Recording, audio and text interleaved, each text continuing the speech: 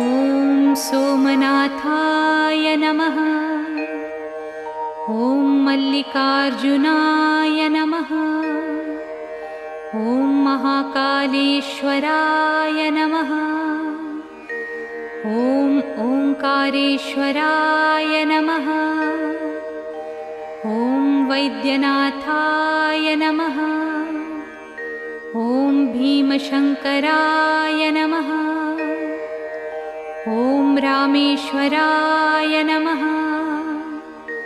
ॐ नागेश्वराय नमः। ॐ विश्वेश्वराय नमः।